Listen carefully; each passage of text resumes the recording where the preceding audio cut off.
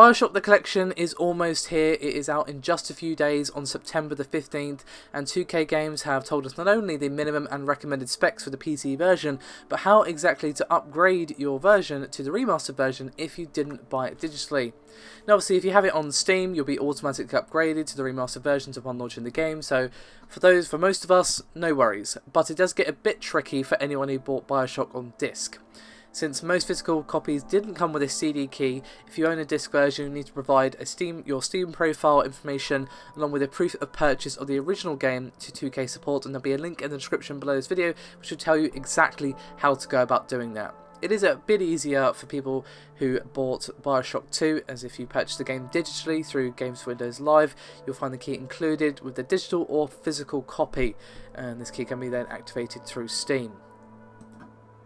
Now, Bioshock 2 and Bioshock Minerva's Den will begin updating to the remastered versions on Steam at 3 PM PT, 6 PM ET and 11 PM UK on September the 15th. So, with all that out of the way, let's move swiftly on to the minimum specifications. Now naturally, because of the age, or the original age of some of these games, the OS is quite old. It's Windows 7 Service Pack 1 64-bit.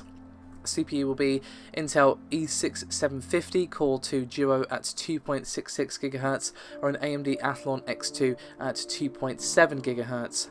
RAM will need to be 4 gigs and the GPU will need to be a DX11 card and will need to be a AMD Radeon HD 7770 or NVIDIA GeForce GTX 560 or better. As for the hard drive space required, it naturally does vary per game.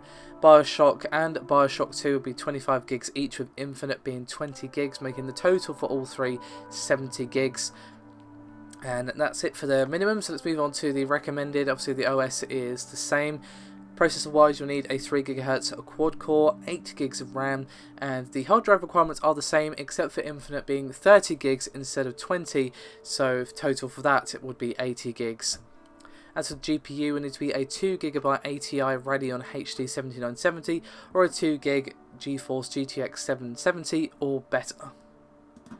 And one last bonus thing is that a 2K rep also clarified that both games will remain on Steam, so you can go back and play the original release if you so desire, but there will be only one Steam listing for the individual games, which will give you ownership of both editions. So, pretty simple stuff for most of us, but as I said, if you own it on disc, check out the link in the description below this video and you will find instructions there as to how to provide your proof of purchase for the upcoming release of Bioshock The Collection. But you're looking forward to getting tucked into Bioshock the original again. Have not played that game in a long time, so I'm very much looking forward to experiencing that again.